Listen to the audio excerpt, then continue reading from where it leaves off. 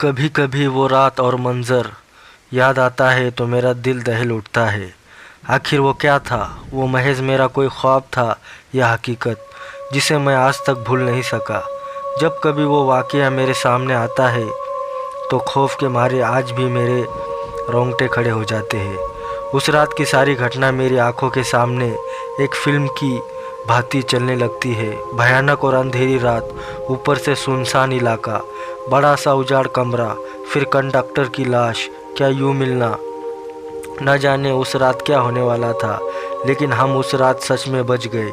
अगर वो ना होता तो शायद हम सब भी उस कंडक्टर के साथ अपनी जान से हाथ धो बैठते।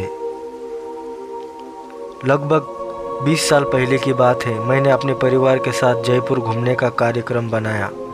बेटा बहुत दिनों से ज़िद कर रहा था कि पापा मुझे राजस्थान घूमने के लिए ले चलिए, सो मैं उसकी बात मानकर उसे जयपुर घुमाने को राज़ी हो गया। मैं, मेरी पत्नी रीमा और बेटा संयम घर से जयपुर के लिए रवाना हो गए। हमने 2 दिन में पूरा जयपुर घूम लिया, लेकिन मेरे पास अभी 2 दिन की छुट्टी और भी बची थी, तो मैंने सोचा क्यों ना अजमेर शरीफ भी हो आते हैं।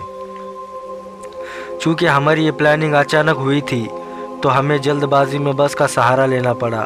उस बस में और भी यात्री थे, खासकर बुज़ुर्गों की संख्या ज़्यादा थी। हमारी जैसी केवल एक ही फैमिली थी। बस में यात्री भी कम ही थे क्योंकि बस में थोड़ी खजाड़ा थी, इसलिए शायद उसमें ज़्यादा यात्री नहीं बैठे होंगे। करीब रात के 8 बजे बस अपने गंतव्य की ओर रवाना हो चली। हम तीनों अपनी अपनी सीटों पर टेक लगाकर बैठ गए। संयम तो सो गया, लेकिन मुझे और रीमा को बीच बीच में हल्की हल्की झपकी सी आ जाती। एक तो वीरान और अनजानी जगह, ऊपर से खजाड़ा बस में मुझे अनकंफर्टेबल लग रहा था। ड्राइवर को भी शायद बहुत जल्दी थी गंतव्य तक पहुंचने की, इसलिए वो भी बस को तेज़ रफ्तार में भगाए जा रहा था। अंदर से डर भी लग रहा था कि कहीं वो बस को ठोक ना दे, क्योंकि अंधेरा घना था, साथ में सुनसान सड़क के किनारे जिन पर ना कोई दिख रहा था, और सड़क पर भी इक्का दुक्का वाहन ही दिखाई दे रहे थे। कुछ बुजुर्गों ने ड्राइवर को टोका भी कि बस की रफ्तार ज़रा धीमी करो। कुछ समय तक तो उसने बस को धीमी रफ्तार में चलाया, लेकिन फिर कुछ देर बाद उसने फिर से बस की रफ्तार बढ़ा दी।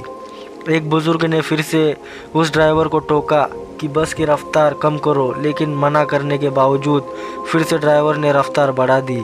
तब ड्राइवर ने जवाब दिया कि अंकल जी, जो मैं कर रहा हूँ वो बिल्कुल ठीक कर रहा हूँ। मैंने सुना है कि ये इलाका अच्छा नहीं है, बहुत ज़्यादा ख़तरा है इस जगह, और हम इस इलाके को जितनी जल्दी पार करके आगे बढ़ जाए उतना अच्छा। ड्राइवर की बात सुनकर सबने कहा कि चलो ठीक है।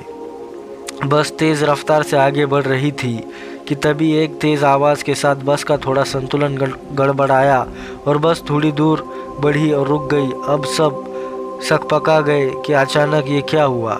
इतना ख़तरनाक इलाका और बस का रुकना, किसी भी जी डर जाएगा। ड्राइवर ने अपनी टॉर्च जलाई, बस के नीचे उतरा और उसने देखा कि क्या बात है, बस को आखिर क्या हुआ, वो रुकी क्यों।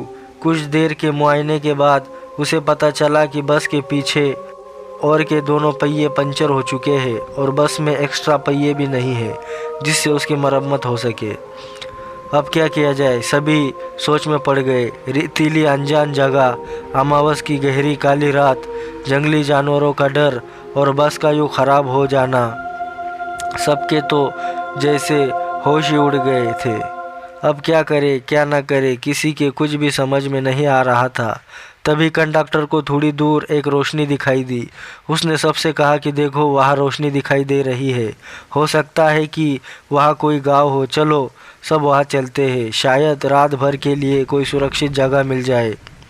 अगर एक कोठरी भी मिल गई तो सब वहाँ एक साथ बैठकर रात तो गुजार ही सकते हैं। सब कंडक्टर की बातों से सहमत हो गए।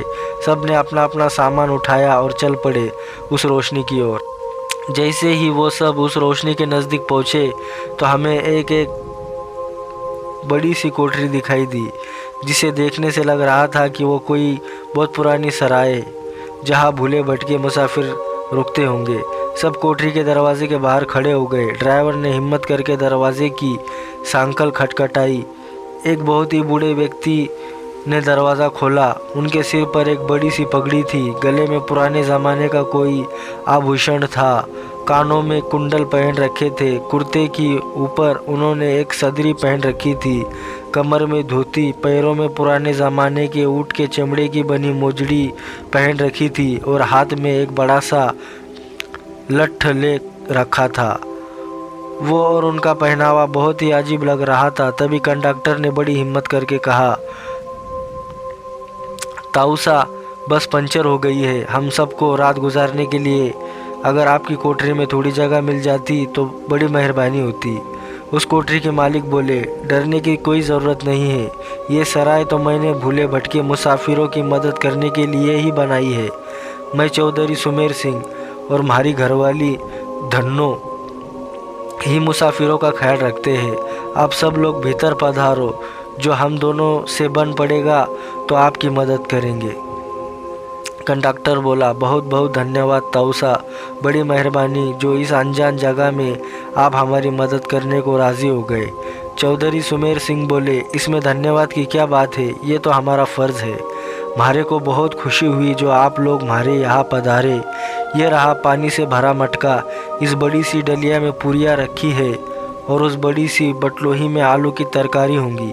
ये रहे पत्तल और आप सब अपना खाना परोस लीजिए। महिलाएं धन्नों के पास चली जाए और पुरुष मेरे साथ आ जाए। जल्दी से सब खाना खा लो और जिसे बाहर का काम निपटाना हो निपटाए, क्योंकि 12 बजे के बाद कोई भी बाहर नहीं निकलेगा और ना मैं किसी को बाहर निकलने दूंगा और कोई भी इसका कारण नहीं पूछेगा। सबके पास अपनी अपनी हाथ घड़ी होंगी। समय के अनुसार काम करके सोने के लिए लेट जाओ। ये रहे कंबल, सब बिछा लो। हम सब ने चौधरी सुमेर सिंह की सारी हिदायतों के अनुसार काम किया और कंबल बिछा कर लेट गए। जिनके पास अपने अपने शॉल और चादर थे वे सब ओढ़कर लेट गए। चूँकि मेरे पास ओढ़ने वाला बड़ा कंबल था, इसलिए मैंने बेटे को अपने साथ सुला लिया और मेरी पत्नी औरतों के साथ अपना शॉल ओढ़कर लेट गई। चौधरी जी ने एक बार फिर सबको बाहर न जाने की हिदायत दी और सबको सोने के लिए कहा। लगभग 12 बजे के बाद न जाने कंडक्टर को क्या सूझी, उसे बीड़ी पीने की तलब लगी और वो बाहर जाने लगा। चौधरी जी ने उसे बहुत रोका लेकिन वो नहीं रुका। कंडक्टर के बाहर जाने के बाद चौधरी जी ने जल्दी से कोठरी के किवाड़ बंद किए और साथ में पटरी की मदद से किवाड़ को मजबूती से बंद कर दिया कि कोई भी भीतर न आ सके और सारे रोशनदार और खिड़कियों को भी बंद कर दिया। कुछ देर बाद बाहर से बहुत बुरी और डरावनी आवाज़ें आने लगी। साथ में कंडक्टर की भी आवाज़ सुनाई दी। वो चिल्ला कर बचाओ बचाओ चिल्ला रहा था। कोठरी के कुछ लोग कंडक्टर की मदद के लिए बाहर जाने लगे, लेकिन चौधरी जी ने उन्हें सब ये कहकर रोक दिया कि अगर सब बाहर गए तो सर्वनाश हो जाएगा। वो शैतान अगर भीतर आ गया तो हम में से कोई भी जिंदा नहीं बचेगा। सब अपनी जान के विषय में सोचकर पीछे हट गए। फिर चौधरी जी ने सबसे कहा कि सब अपनी अपनी जगह पर लेट जाए और उनकी बात मानना हम सब की मजबूरी थी। हमने वही किया जो चौधरी जी ने कहा था। एक आध घंटे बाद सबको नींद आ गई। हम सब सुबह जगे तो वहाँ का मंजर देखकर दंग रह गए। हम सब रेत में लेटे थे और वहाँ से कोठरी गायब थी।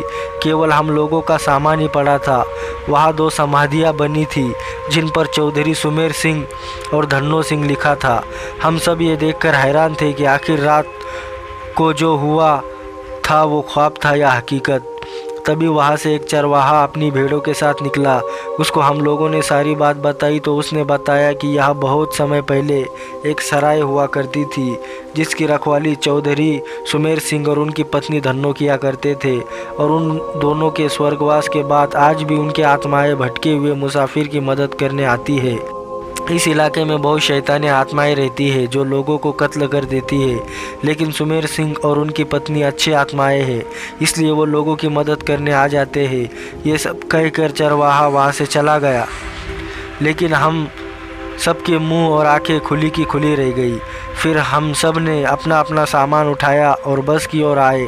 देखा तो वहाँ कंडक्टर की लाश लहूलुहान पड़ी थी। वो सब देखकर हम सब का दिल दहल गया। थोड़ी देर के इंतज़ार के बाद वहाँ से एक दूसरी बस गुजरी और हम सब उसमें बैठकर अपने गंतव्य की ओर रवाना हो गए। दोस्तों, अगर आपको ये डरावनी कहानी अच्छी लगी हो तो हमारे वीडियो को एक लाइक करें, चैनल को सब्सक्राइब करें और कहानी को अपने दोस्तों में ज़रूर शेयर करें।